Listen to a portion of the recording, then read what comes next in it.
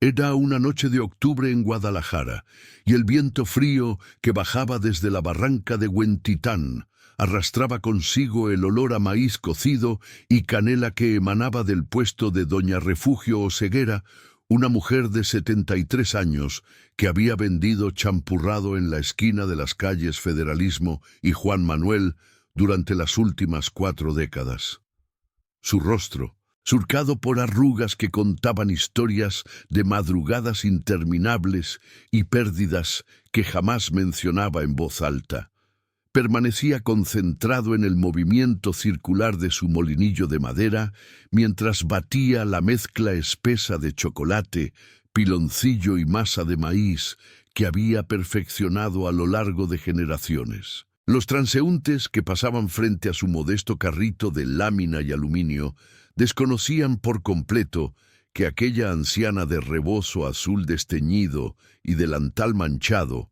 guardaba un secreto que habría estremecido los cimientos del crimen organizado mexicano si se hubiera pronunciado en voz alta en aquel momento. Doña Refugio había nacido en un pequeño poblado del municipio de Aguililla, en la Tierra Caliente michoacana, una región que décadas más tarde se convertiría en el epicentro de una de las organizaciones criminales más temidas del hemisferio occidental.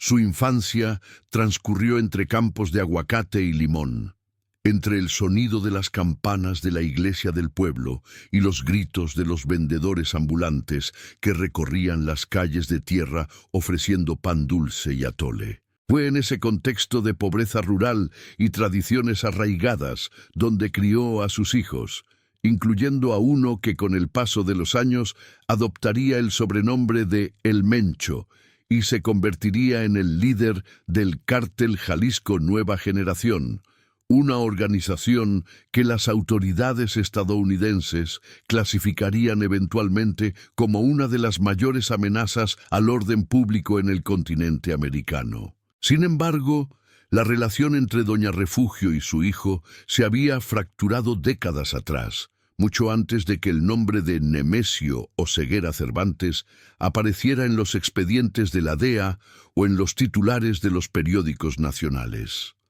Ella había abandonado Michoacán a finales de los años 80, huyendo no de la violencia que vendría después, sino de la vergüenza que sentía al ver el camino que su hijo mayor había elegido.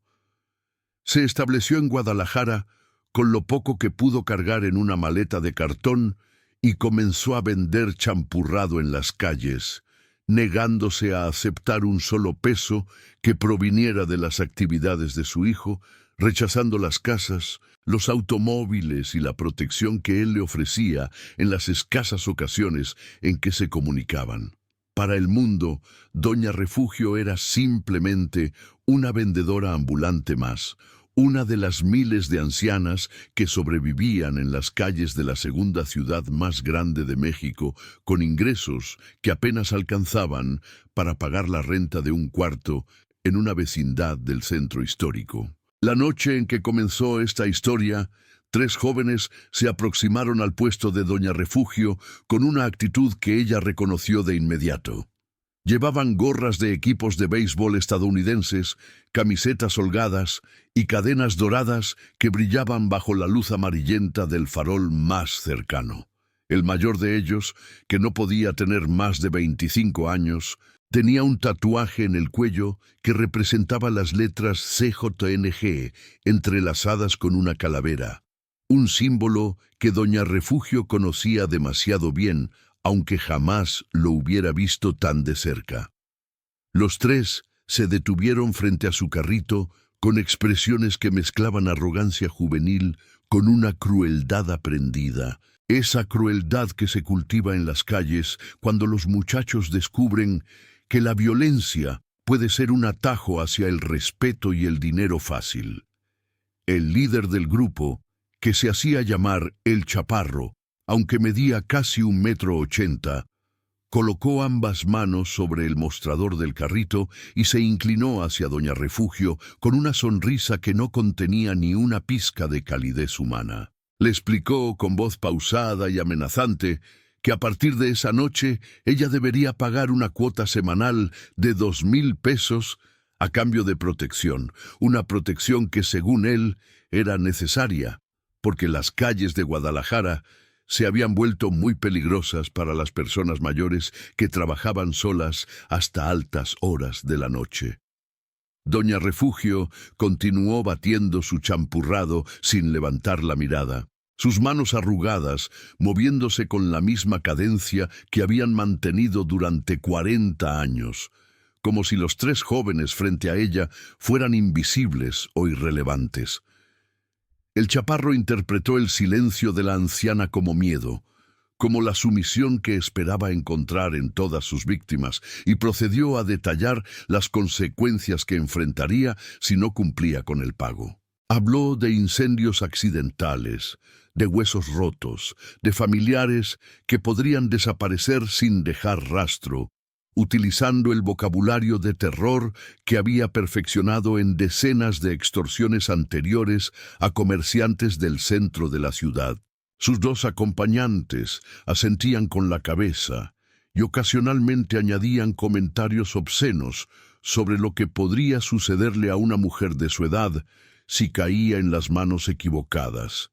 disfrutando del poder que creían ejercer sobre aquella figura vulnerable envuelta en un rebozo azul. Lo que ninguno de los 3 jóvenes podía saber en ese momento era que estaban cometiendo un error que tendría consecuencias catastróficas para sus vidas y para la estructura criminal a la que pertenecían. La célula de extorsión que operaban había sido establecida apenas 6 meses antes por mandos medios del cártel Jalisco Nueva Generación, que buscaban diversificar sus fuentes de ingreso en el área metropolitana de Guadalajara, expandiendo sus operaciones más allá del narcotráfico hacia el cobro de derecho de piso a comerciantes, taxistas y vendedores ambulantes. Estos mandos medios operaban con relativa autonomía, reportando únicamente las ganancias generales a sus superiores sin detallar las identidades específicas de sus víctimas, un sistema que permitía eficiencia operativa, pero que también dejaba espacio para errores monumentales como el que estaba a punto de ocurrir. Doña Refugio finalmente levantó la mirada y observó a los 3 jóvenes con ojos que habían visto demasiado sufrimiento como para sentir miedo por amenazas vacías. Les preguntó con voz clara y firme si sabían con quién estaban hablando, una pregunta que el chaparro interpretó como un último intento desesperado de negociación. El joven soltó una carcajada y respondió que no le importaba si ella era la mismísima Virgen de Guadalupe, que las reglas aplicaban para todos por igual, que el cártel no hacía excepciones ni por edad, ni por género, ni por ninguna otra circunstancia. Sus compañeros rieron con él, alimentando mutuamente su confianza en el poder absoluto que creían poseer en aquella esquina de la ciudad. La anciana asintió lentamente con la cabeza, como si estuviera procesando información que ya conocía de antemano, y luego hizo algo que dejó momentáneamente desconcertados a sus extorsionadores. Sacó de debajo de su delantal un teléfono celular antiguo, de esos modelos con teclas físicas que habían quedado obsoletos hacía más de una década, y marcó un número que se sabía de memoria, aunque raramente lo utilizaba. Los 3 jóvenes intercambiaron miradas confundidas, preguntándose si la vieja estaría llamando a la policía, lo cual habría sido un gesto inútil dado el nivel de corrupción que existía en las fuerzas del orden locales, o quizás a algún familiar que pudiera negociar en su nombre. La conversación telefónica de Doña Refugio fue breve y pronunciada en un tono tan bajo que los extorsionadores apenas pudieron escuchar fragmentos inconexos. Ella mencionó su ubicación, describió a los 3 jóvenes con precisión casi fotográfica y terminó la llamada con una frase que ninguno de ellos pudo descifrar en ese momento, pero que recordarían con terror en las horas siguientes. Después de guardar el teléfono, la anciana regresó a su tarea de batir el champurrado, y les indicó a los jóvenes que podían marcharse, que alguien se comunicaría con ellos pronto para resolver el malentendido. El chaparro, irritado por lo que percibía como falta de respeto, golpeó el mostrador del carrito con el puño y advirtió que regresaría en 3 días para cobrar la primera cuota, amenazando con consecuencias severas si no encontraba el dinero listo. Los 3 jóvenes se alejaron caminando por la calle Federalismo sin mirar atrás, convencidos de que habían completado exitosamente otra extorsión rutinaria, sin sospechar que sus nombres y fotografías ya circulaban en una red de comunicación que operaba muy por encima de su nivel en la jerarquía criminal. El chaparro bromeaba con sus compañeros sobre la estupidez de la vieja, sobre cómo había intentado asustarlo con una llamada telefónica que probablemente había sido a su nieto o a algún vecino igualmente indefenso. Ninguno de ellos notó la camioneta negra sin placas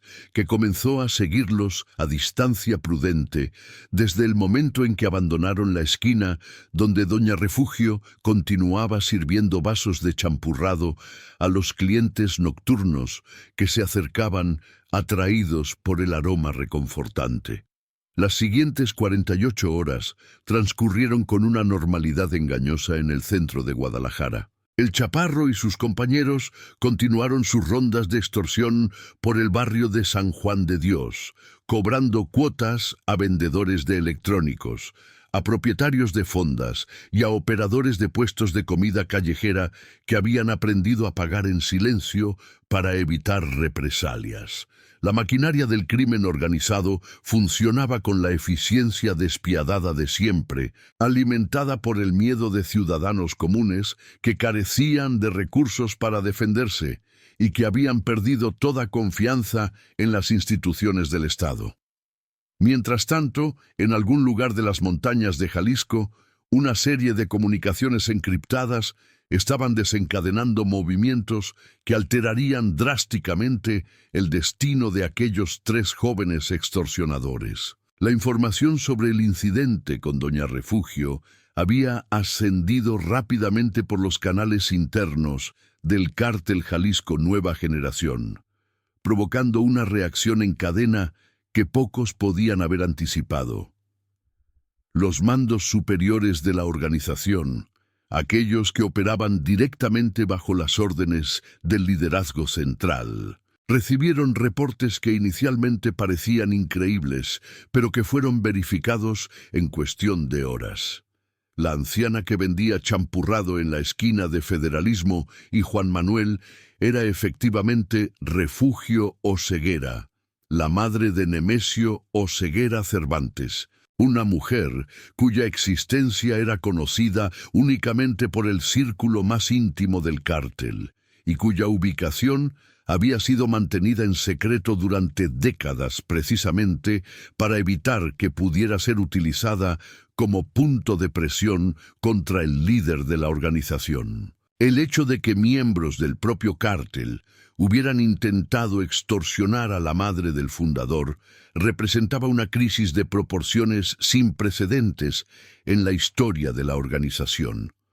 No se trataba simplemente de una ofensa personal contra el líder máximo, sino de una falla sistémica que revelaba grietas profundas en la estructura de control y comunicación del grupo criminal. Si los mandos medios que supervisaban las operaciones de extorsión en Guadalajara desconocían la identidad de Doña Refugio, ¿qué otra información crítica estaba fallando en transmitirse a través de la cadena de mando? ¿Cuántas otras operaciones estaban funcionando sin la supervisión adecuada, potencialmente poniendo en riesgo intereses fundamentales de la organización? Estas preguntas resonaban en las mentes de los lugartenientes más cercanos al Mencho, mientras coordinaban una respuesta que debía ser simultáneamente correctiva, ejemplar y absolutamente discreta.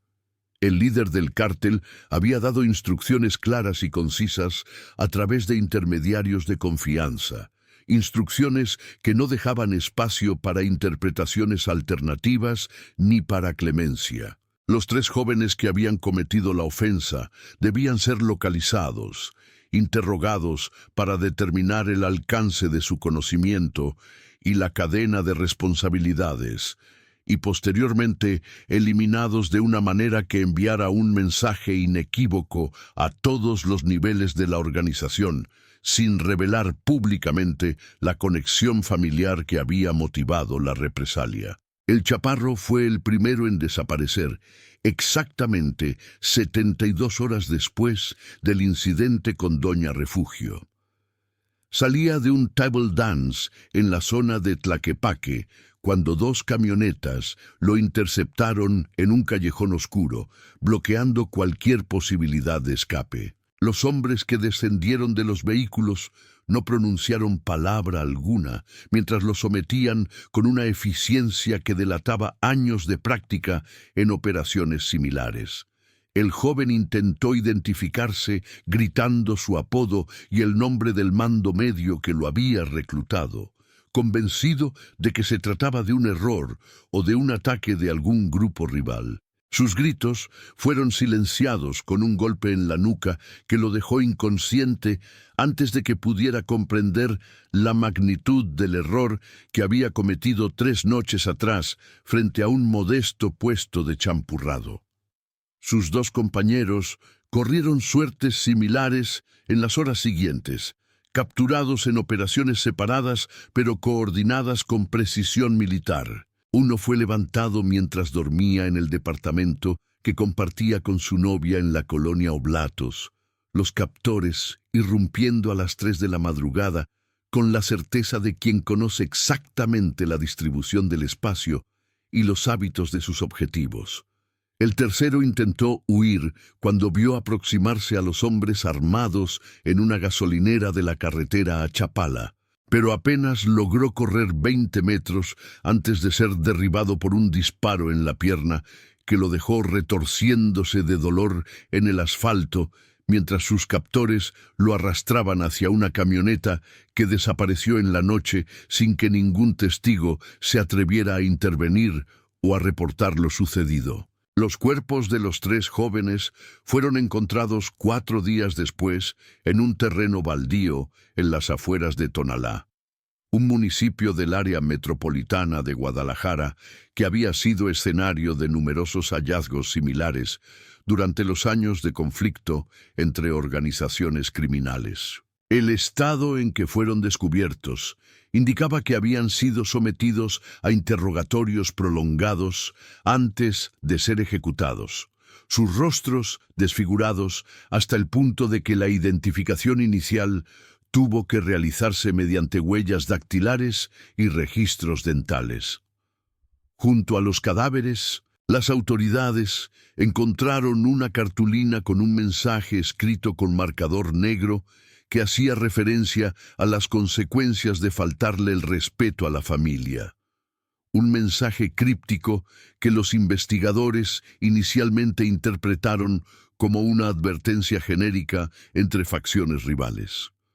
La noticia del triple homicidio ocupó un espacio menor en los noticieros locales, presentada como un episodio más de la violencia que azotaba a la región sin mayor contexto ni investigación profunda.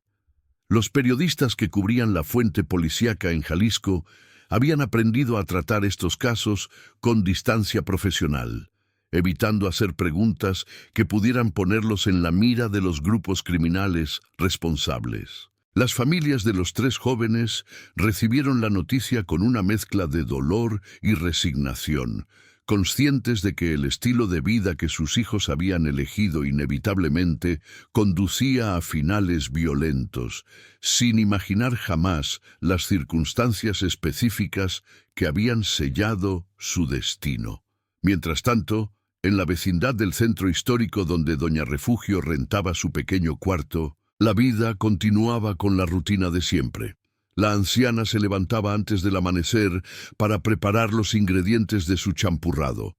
Caminaba las 12 cuadras que separaban su vivienda de su puesto de trabajo y pasaba las noches atendiendo a clientes que buscaban el consuelo de una bebida caliente en las frías noches del altiplano mexicano. Ninguno de sus vecinos sospechaba que aquella mujer callada y trabajadora tenía alguna conexión con los eventos violentos que ocasionalmente aparecían en las noticias. Y ella se aseguraba de mantener esa apariencia de normalidad que había cultivado durante décadas de exilio autoimpuesto. Sin embargo, el incidente con los 3 extorsionadores había despertado algo en doña Refugio que ella creía haber enterrado muchos años atrás. Por primera vez desde que abandonó Michoacán, había utilizado la conexión con su hijo para resolver un problema personal.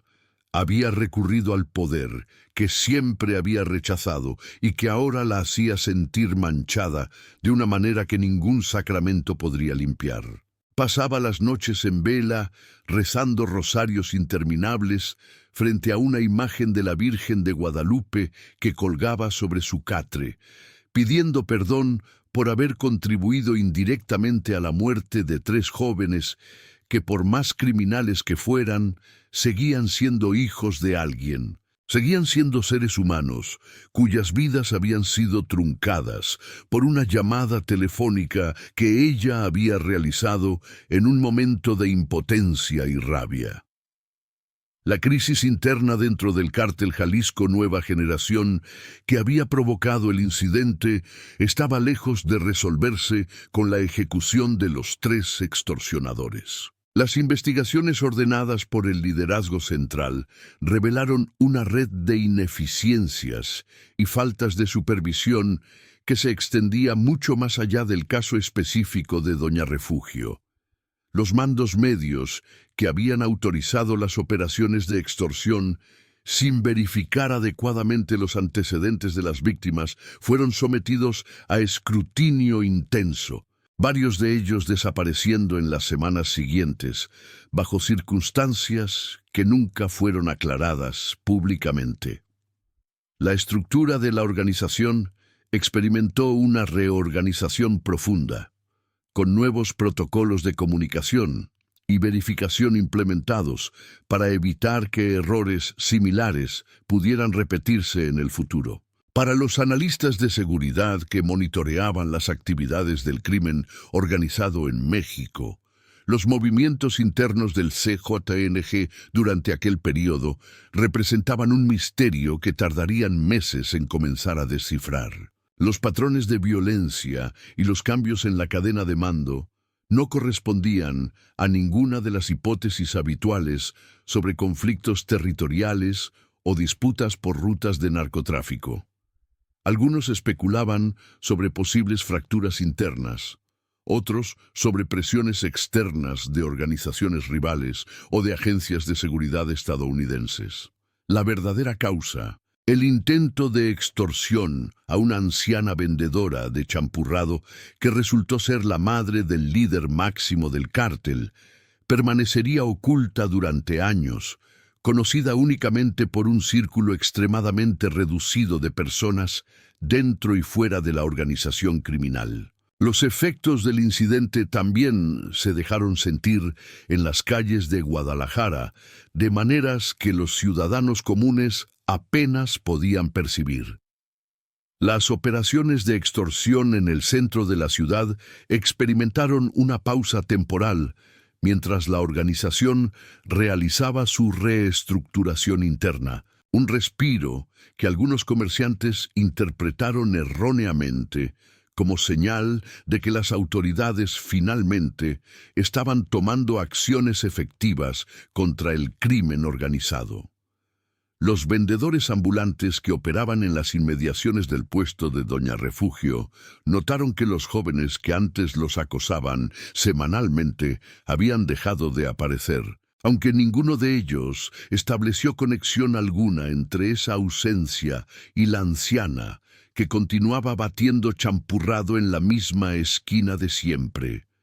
Doña Refugio, por su parte, tomó una decisión que había estado postergando durante demasiado tiempo. Una mañana de noviembre, después de cerrar su puesto más temprano de lo habitual, caminó hasta una iglesia cercana y solicitó hablar con el párroco sobre un asunto de confesión que llevaba décadas pesando sobre su conciencia.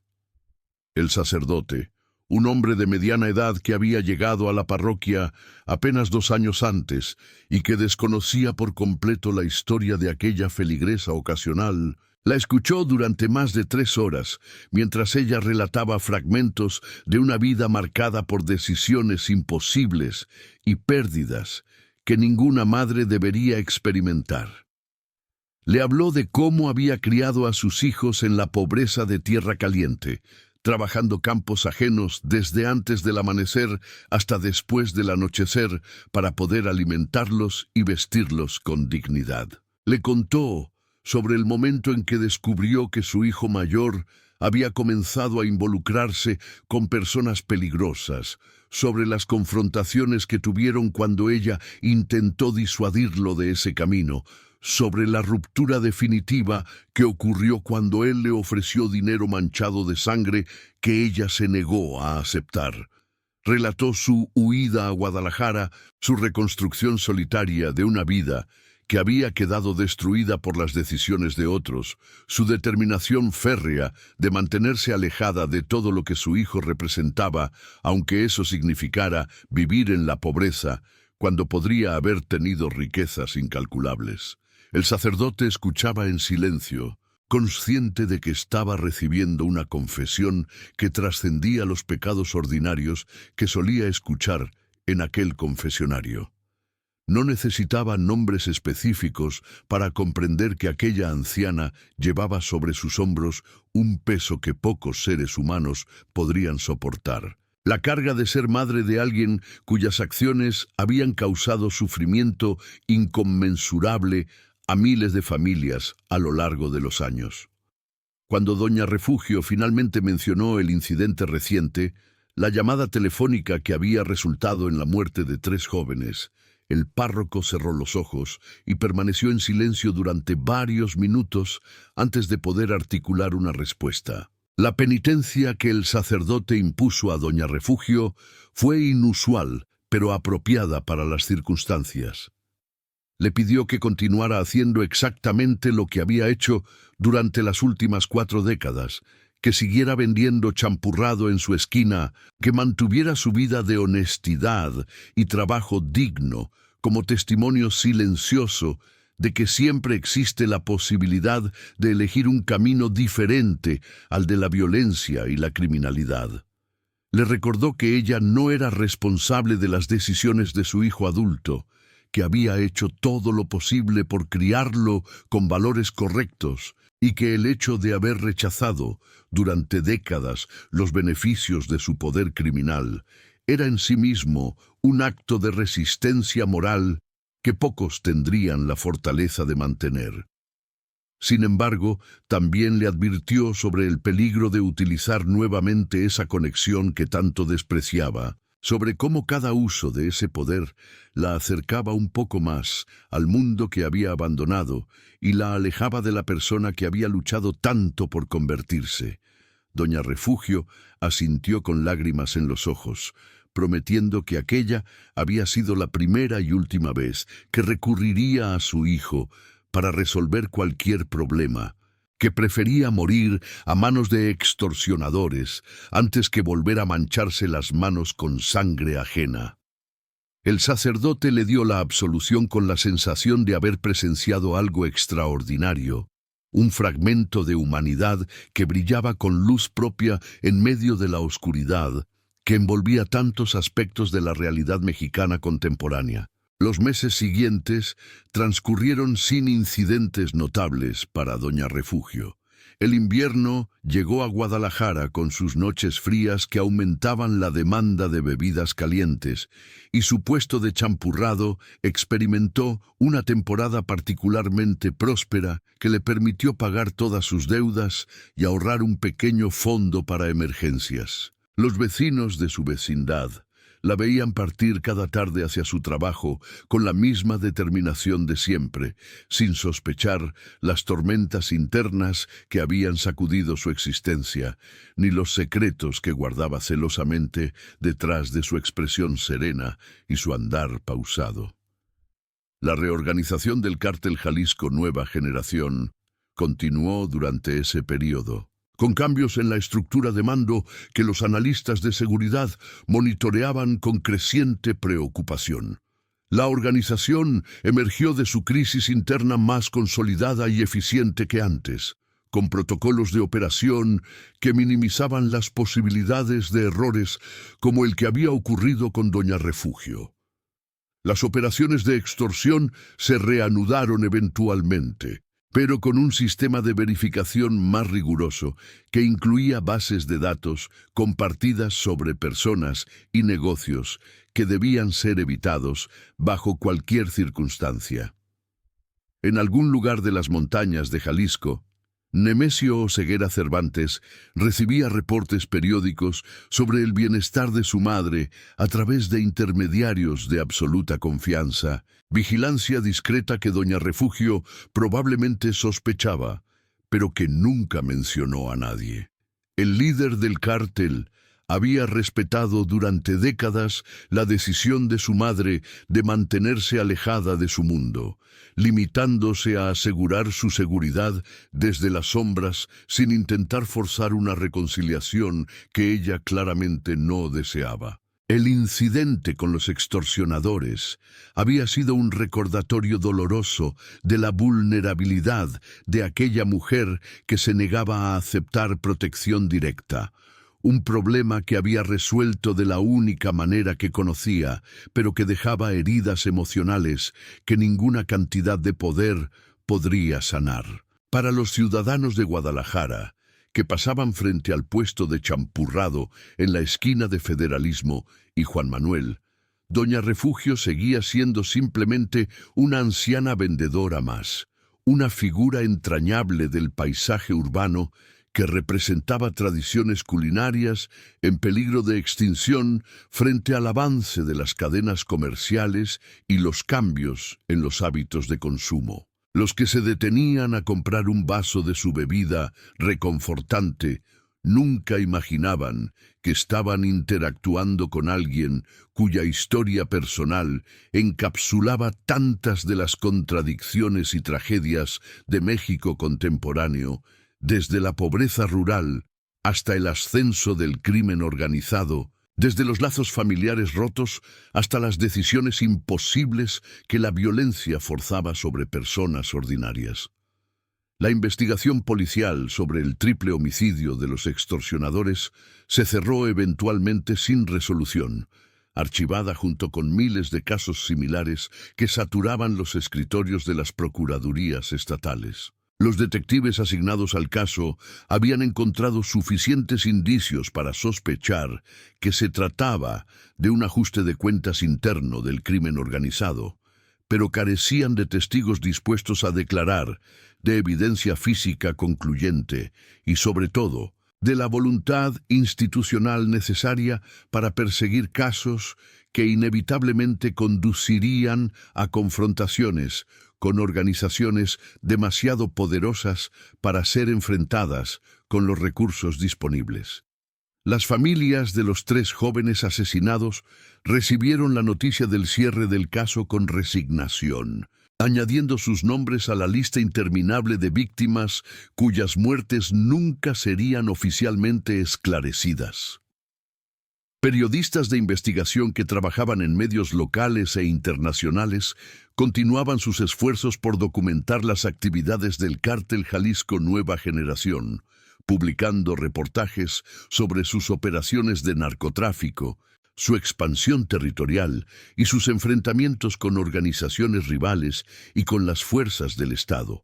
Ninguno de ellos logró nunca establecer la conexión entre el triple homicidio de Tonalá y el incidente en el puesto de Champurrado, un fragmento de la historia que permanecería oculto en los archivos confidenciales de la organización criminal y en la memoria atormentada de una anciana que había jurado no volver a hablar de ello. Doña Refugio cumplió 74 años en una celebración modesta organizada por sus vecinos de la vecindad, quienes habían reunido dinero para comprarle un pastel y algunos regalos sencillos que ella recibió con lágrimas de gratitud.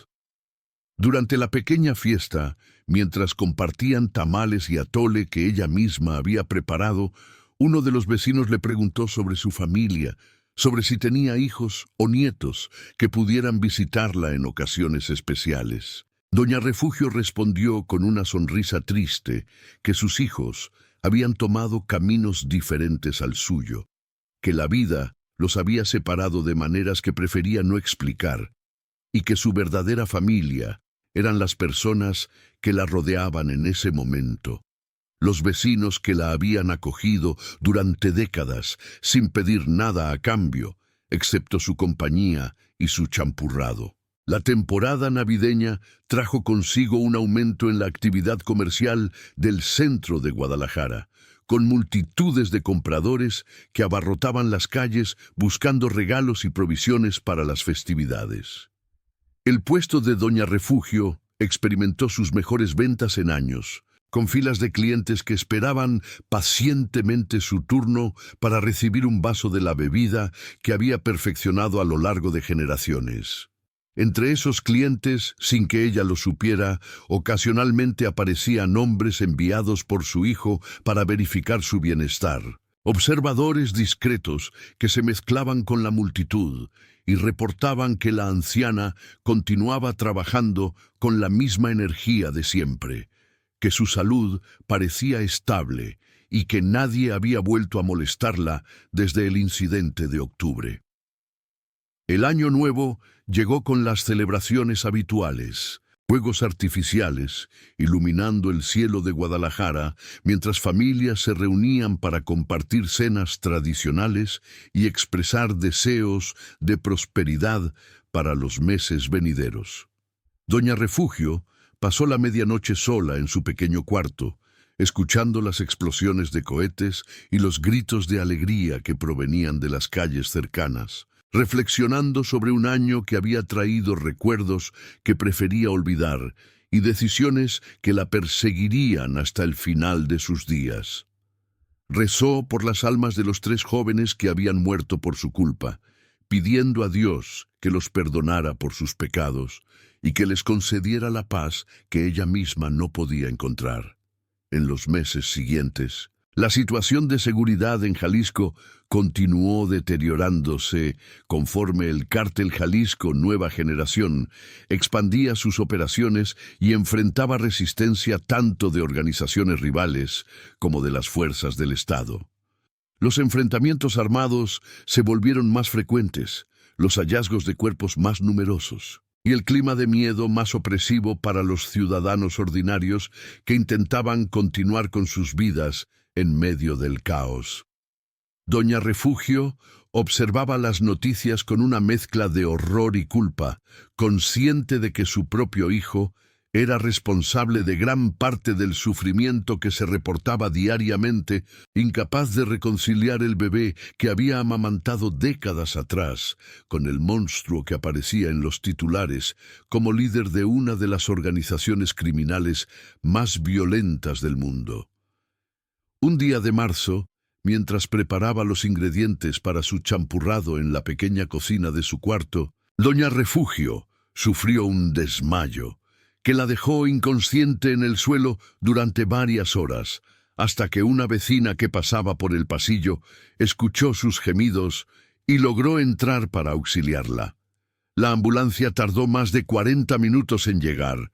tiempo durante el cual la anciana recuperó parcialmente la conciencia y pidió repetidamente que no llamaran a nadie, que no quería molestar a nadie con sus problemas. Los paramédicos la trasladaron al Hospital Civil de Guadalajara, donde los médicos diagnosticaron un episodio de hipoglucemia severa combinado con deshidratación, consecuencia de sus largas jornadas de trabajo sin alimentación adecuada. La noticia de la hospitalización de Doña Refugio llegó a oídos de su hijo a través de la red de vigilancia que había establecido años atrás, desencadenando una serie de movimientos que la anciana habría rechazado categóricamente si hubiera estado en condiciones de oponerse. Hombres de confianza del líder del cártel se presentaron en el hospital con instrucciones de trasladarla a una clínica privada, donde recibiría atención médica de primer nivel,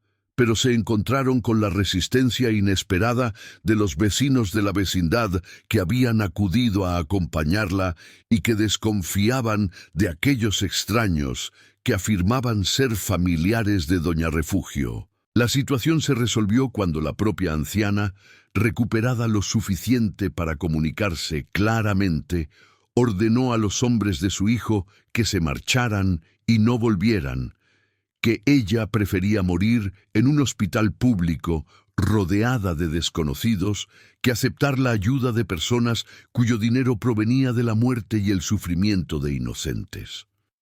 Los enviados del cártel se retiraron confundidos, reportando a sus superiores que la madre del jefe había rechazado explícitamente su asistencia y que forzar el traslado podría generar complicaciones innecesarias. Nemesio Oseguera Cervantes recibió el informe con una mezcla de frustración y respeto, consciente de que la terquedad de su madre era el mismo rasgo de carácter que había intentado inculcarle durante su infancia y que él había canalizado hacia propósitos radicalmente diferentes. Doña Refugio permaneció hospitalizada durante 10 días, tiempo durante el cual recibió visitas constantes de sus vecinos, del párroco que había escuchado su confesión meses atrás, y de clientes habituales de su puesto de champurrado que se habían enterado de su situación y querían expresarle su apoyo. La anciana se recuperó gradualmente, fortalecida tanto por los tratamientos médicos como por las muestras de cariño de personas que no tenían obligación alguna de preocuparse por ella, pero que lo hacían genuinamente. Cuando finalmente fue dada de alta, uno de sus vecinos había organizado una colecta para cubrir los gastos médicos que el sistema público no cubría. Un gesto de solidaridad comunitaria que conmovió profundamente a Doña Refugio y que reforzó su convicción de haber elegido el camino correcto al alejarse del mundo de su hijo. El regreso a su rutina de trabajo fue gradual, con los médicos insistiendo en que redujera sus horas y mejorara su alimentación para evitar episodios similares en el futuro. Doña Refugio accedió parcialmente a estas recomendaciones, comenzando a cerrar su puesto un par de horas antes de lo habitual y aceptando la ayuda de una joven vecina que se ofrecía voluntariamente a asistirla en las tareas más pesadas. La comunidad que se había formado alrededor de ella durante décadas de trabajo silencioso se manifestaba ahora con una claridad que la anciana nunca había anticipado, demostrándole que su decisión de construir una vida honesta, alejada del crimen, había generado vínculos humanos más valiosos que cualquier riqueza material. Los meses siguientes trajeron una estabilidad relativa tanto para Doña Refugio como para la situación de seguridad en Guadalajara, aunque esta última era más aparente que real. El cártel Jalisco Nueva Generación había consolidado su control sobre la región de maneras que reducían la violencia visible, pero que profundizaban su penetración en las estructuras económicas y políticas del Estado. Los comerciantes pagaban sus cuotas de extorsión con regularidad. Los políticos mantenían sus acuerdos de no interferencia. Y la sociedad civil se adaptaba a vivir bajo un régimen paralelo de poder que funcionaba con más eficiencia que muchas instituciones oficiales. Doña Refugio cumplió 75 años, con una celebración similar a la del año anterior, aunque esta vez el grupo de asistentes era más numeroso e incluía a personas que habían conocido su historia de hospitalización y querían demostrarle su afecto. Durante la fiesta, la anciana pronunció un breve discurso de agradecimiento que conmovió a todos los presentes, hablando sobre el valor de la comunidad, sobre la importancia de cuidarse mutuamente en tiempos difíciles y sobre su gratitud por haber encontrado una familia elegida que compensaba con creces las pérdidas que había sufrido a lo largo de su vida. Nadie entre los asistentes podía imaginar la profundidad de esas pérdidas ni las circunstancias específicas que las habían causado, pero todos percibían la autenticidad del sentimiento que motivaba sus palabras. El verano trajo consigo las lluvias torrenciales que caracterizaban la temporada en Guadalajara, convirtiendo las calles del centro en ríos temporales que dificultaban el comercio ambulante y obligaban a Doña Refugio a suspender su actividad durante los días de tormenta más intensa. Durante esas jornadas de inactividad forzada, la anciana pasaba el tiempo en su cuarto leyendo viejas revistas que sus vecinos le prestaban, tejiendo cobijas que regalaba a familias necesitadas del barrio y conversando con el párroco que la visitaba regularmente para verificar su bienestar espiritual y físico. Estas conversaciones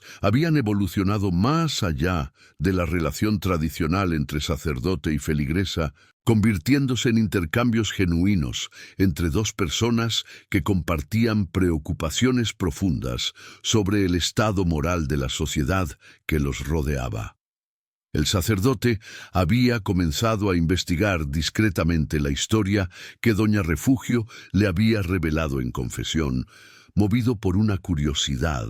que reconocía como potencialmente peligrosa, pero que no podía reprimir completamente. Sus pesquisas lo llevaron a archivos periodísticos, a conversaciones cuidadosas con colegas que trabajaban en zonas afectadas por el narcotráfico y a una comprensión más profunda de las dimensiones del fenómeno que había escuchado fragmentariamente en el confesionario. Nunca compartió los resultados de su investigación con Doña Refugio ni con nadie más, guardando el secreto de su identidad con la misma discreción que ella había mantenido durante décadas. Pero su perspectiva sobre la anciana se transformó gradualmente de compasión distante a admiración genuina por su resistencia moral.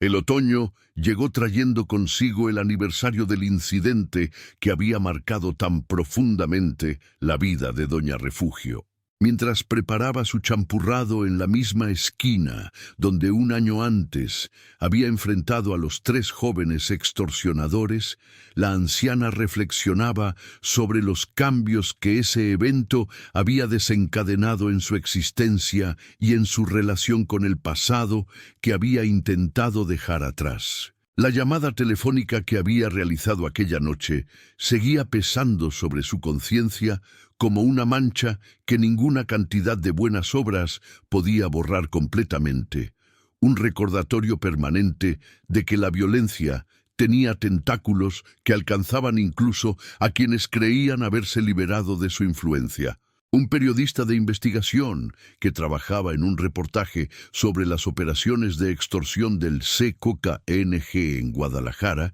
se detuvo casualmente frente al puesto de Doña Refugio durante una de sus rondas de reconocimiento por el centro de la ciudad.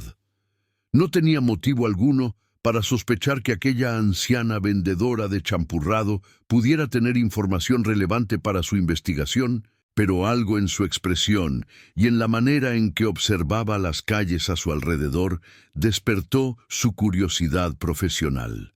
Le compró un vaso de champurrado e intentó iniciar una conversación casual sobre el barrio, sobre los cambios que había experimentado en los últimos años, sobre si alguna vez había tenido problemas con personas que intentaran cobrarle cuotas ilegales. Doña Refugio respondió a las preguntas del periodista con la cautela de quien ha aprendido a desconfiar de los extraños que hacen demasiadas preguntas, ofreciendo respuestas vagas que no revelaban nada, pero que tampoco cerraban completamente la puerta a futuras conversaciones. El periodista se marchó con la sensación de haber encontrado algo interesante, aunque no podía precisar exactamente qué, anotando en su libreta la ubicación del puesto y una descripción breve de la anciana con la intención de regresar en algún momento para continuar la investigación. Nunca pudo hacerlo, porque pocas semanas después fue obligado a abandonar la ciudad tras recibir amenazas directas relacionadas con otras partes de su reportaje, su nombre añadido a la lista interminable de periodistas que habían sido silenciados por intentar documentar la realidad del crimen organizado en México. El invierno de ese año fue particularmente frío en Guadalajara, con temperaturas nocturnas que descendían varios grados por debajo de lo habitual y que aumentaban dramáticamente la demanda de bebidas calientes en las calles. El puesto de Doña Refugio experimentó sus mejores semanas de ventas en años, con filas de clientes que esperaban pacientemente mientras ella batía su champurrado con la misma dedicación de siempre, su cuerpo envejecido protestando contra las largas horas de pie, pero su espíritu negándose a ceder ante las limitaciones físicas. La joven vecina que la ayudaba había aprendido gradualmente los secretos de la receta familiar, preparándose sin saberlo para heredar una tradición que Doña Refugio intuía que no podría mantener por mucho tiempo más. Las festividades navideñas trajeron una carta inesperada que llegó al cuarto de Doña Refugio a través de intermediarios que la anciana nunca pudo identificar. El sobre no tenía remitente visible, pero el contenido no dejaba dudas sobre su origen. Era una nota breve, escrita a mano en una caligrafía que ella reconoció inmediatamente, aunque no la había visto en décadas, expresando deseos de bienestar para la temporada y un agradecimiento silencioso por todo lo que ella representaba, aunque el mundo nunca pudiera saberlo. Doña Refugio leyó la carta varias veces antes de quemarla en el pequeño anafre donde calentaba su champurrado, observando cómo las llamas consumían las palabras de su hijo mientras lágrimas silenciosas recorrían las arrugas de su rostro. El año nuevo encontró a Doña Refugio en un estado de salud estable, aunque claramente deteriorado respecto a años anteriores. Los vecinos notaban que sus movimientos eran más lentos, que su voz había perdido parte de su fuerza habitual y que ocasionalmente parecía perderse en pensamientos distantes mientras atendía a sus clientes. El párroco que la visitaba regularmente expresó su preocupación sobre estos cambios, sugiriendo que quizás había llegado el momento de considerar reducir aún más sus horas de trabajo o incluso retirarse completamente para cuidar su salud. Doña Refugio rechazó categóricamente esta sugerencia, afirmando que el día que dejara de vender champurrado sería el día de su muerte, que su trabajo no era simplemente una fuente de ingresos, sino la razón que la mantenía conectada con la vida y con la comunidad que había construido a su alrededor.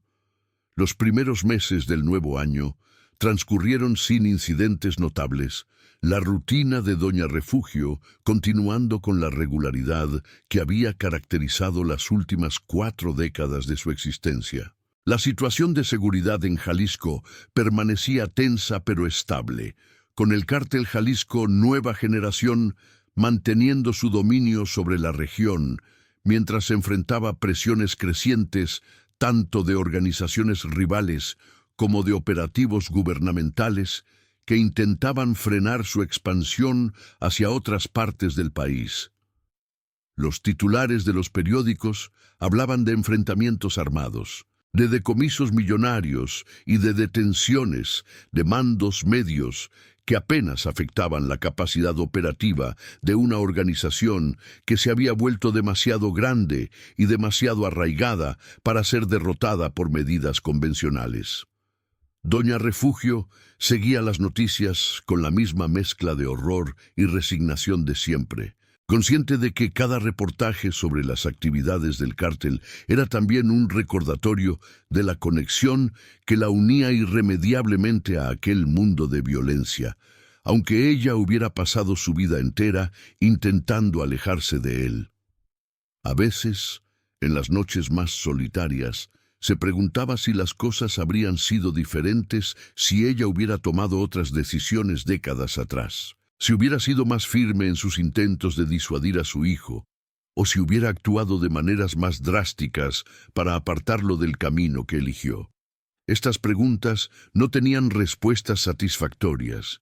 y ella había aprendido a convivir con la incertidumbre como parte inevitable de una existencia marcada por circunstancias que excedían su capacidad de control. La primavera llegó trayendo consigo una noticia que conmocionó a la comunidad de vendedores ambulantes del centro de Guadalajara.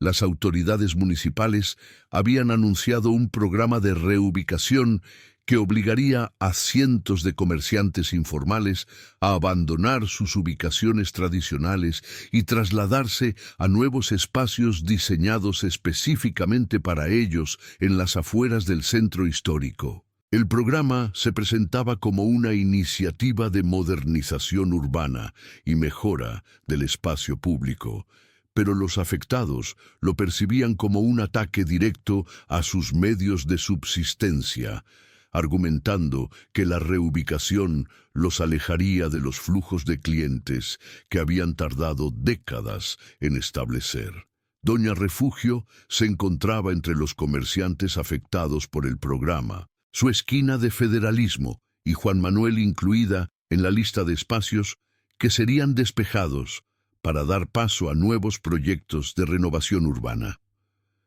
La noticia la afectó profundamente, no tanto por las implicaciones económicas como por el significado simbólico de perder el lugar que había ocupado durante 40 años, el espacio físico que representaba su identidad como trabajadora honesta y su resistencia silenciosa contra el mundo que su hijo había construido. Los vecinos y clientes habituales intentaron consolarla, prometiendo que seguirían comprando su champurrado donde quiera que ella se estableciera, pero Doña Refugio sabía que un traslado a las afueras significaría el fin efectivo de su negocio y probablemente de su razón para seguir viviendo. Las semanas siguientes estuvieron marcadas por protestas de comerciantes ambulantes, negociaciones con autoridades municipales y una creciente tensión social que amenazaba con escalar hacia confrontaciones más serias. Doña Refugio participó en algunas de las manifestaciones. Su figura anciana y su historia de décadas de trabajo honesto, convirtiéndola en un símbolo involuntario de la resistencia contra lo que muchos percibían como un atropello gubernamental. Periodistas locales la entrevistaron brevemente, capturando imágenes de ella batiendo su champurrado, mientras explicaba con voz serena pero firme por qué se negaba a abandonar el lugar que había sido su hogar durante tantos años. Ninguno de ellos sospechó jamás el secreto que aquella anciana guardaba, ni las conexiones que su historia tenía con realidades mucho más oscuras que las disputas urbanísticas. El conflicto por la reubicación se resolvió eventualmente con un compromiso que permitió a algunos comerciantes, incluyendo a Doña Refugio, permanecer en sus ubicaciones originales a cambio de cumplir con nuevas regulaciones sanitarias y estéticas que modificaban pero no eliminaban su presencia en el centro histórico. La anciana recibió la noticia con alivio moderado, consciente de que se trataba de una victoria temporal en una batalla que probablemente perdería eventualmente, pero agradecida por cada día adicional que podría pasar en la esquina que había convertido en su santuario personal. El verano trajo consigo un evento que permanecería grabado en la memoria colectiva de Jalisco durante años. Un operativo conjunto de fuerzas federales mexicanas y agencias estadounidenses logró la captura de varios mandos importantes del Cártel Jalisco Nueva Generación en una serie de redadas coordinadas que se ejecutaron simultáneamente en diferentes puntos del estado. Las noticias hablaban de golpes significativos a la estructura de la organización, de documentos incautados que revelaban la magnitud de sus operaciones y de testigos protegidos que estaban proporcionando información valiosa sobre las redes de corrupción que habían permitido al cártel operar con relativa impunidad durante años. Doña Refugio siguió las noticias con atención inusual, buscando entre los nombres y las fotografías alguna mención de su hijo, aunque sabía que su captura habría sido noticia de primera plana en todo el mundo. El Mencho seguía prófugo, su ubicación desconocida para las autoridades que lo buscaban con recompensas millonarias. Su poder aparentemente intacto a pesar de los golpes que su organización había sufrido. La anciana no sabía si sentir alivio o decepción por esta realidad. Su relación emocional con su hijo, convertida en un nudo de contradicciones que décadas de separación no habían logrado desatar. El otoño llegó marcando otro aniversario del incidente con los extorsionadores, un evento que doña Refugio conmemoraba en silencio cada año, visitando la iglesia donde había confesado su participación indirecta en aquellas muertes. El párroco que había escuchado su confesión original había sido transferido a otra parroquia, reemplazado por un sacerdote más joven que desconocía completamente la historia de aquella feligresa que acudía fielmente cada semana, pero que raramente se acercaba al confesionario. Doña Refugio encontró en este anonimato renovado una especie de liberación, la oportunidad de relacionarse con la Iglesia sin el peso de un secreto compartido que había condicionado sus interacciones anteriores. El invierno de ese año fue particularmente difícil para la salud de doña Refugio, con episodios recurrentes de fatiga extrema que la obligaban a cerrar su puesto temprano y pasar días enteros descansando en su cuarto. Los vecinos se turnaban para llevarle comida y verificar su bienestar, preocupados por el deterioro visible que experimentaba, pero respetando su insistencia en que no necesitaba atención médica profesional ni ayuda externa de ningún tipo. La joven que la asistía en el puesto asumió gradualmente más responsabilidades, aprendiendo a preparar el champurrado exactamente como doña Refugio lo hacía, y atendiendo a los clientes habituales que preguntaban con preocupación por la anciana. Las festividades navideñas de ese año tuvieron un tono melancólico para quienes conocían a doña Refugio, conscientes de que probablemente estaban presenciando sus últimas celebraciones activas como vendedora de champurrado. La anciana participó en la posada organizada por los vecinos de la vecindad,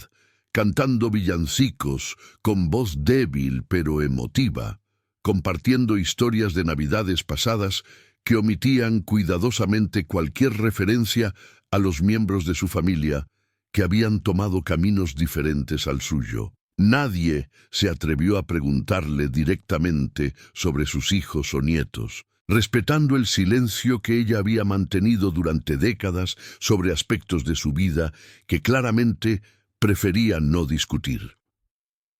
El año nuevo encontró a doña Refugio en cama, demasiado débil para asistir a las celebraciones, pero lo suficientemente consciente para escuchar los fuegos artificiales y los gritos de alegría que marcaban el inicio de otro año en la ciudad que había sido su hogar durante tanto tiempo.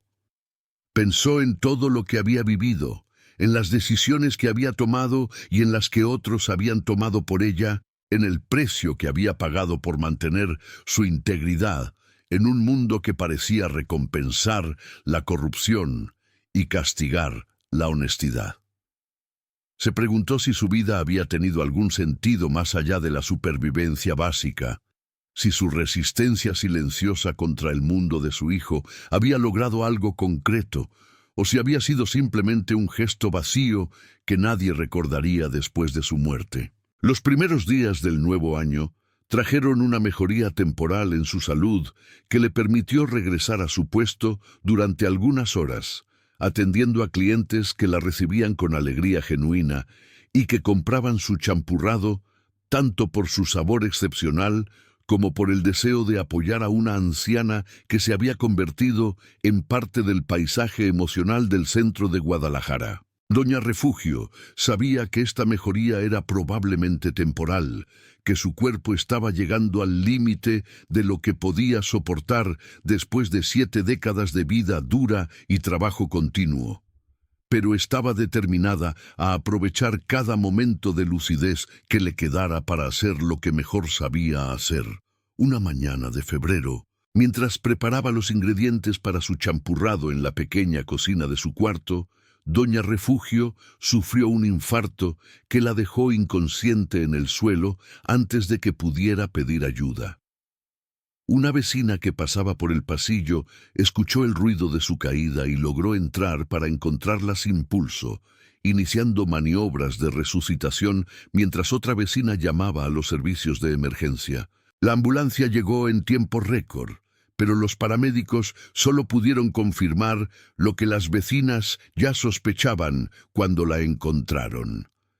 Doña Refugio Ceguera había muerto como había vivido durante las últimas 4 décadas, sola en su pequeño cuarto, rodeada de los ingredientes de su champurrado y de las imágenes religiosas que habían sido su único consuelo espiritual. La noticia de su fallecimiento se extendió rápidamente por el barrio, provocando muestras de duelo genuino entre comerciantes, vecinos y clientes que habían conocido a la anciana durante años sin sospechar jamás los secretos que se llevaba a la tumba.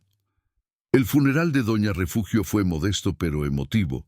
organizado por los vecinos de la vecindad que reunieron fondos para cubrir los gastos y asegurarse de que recibiera un entierro digno.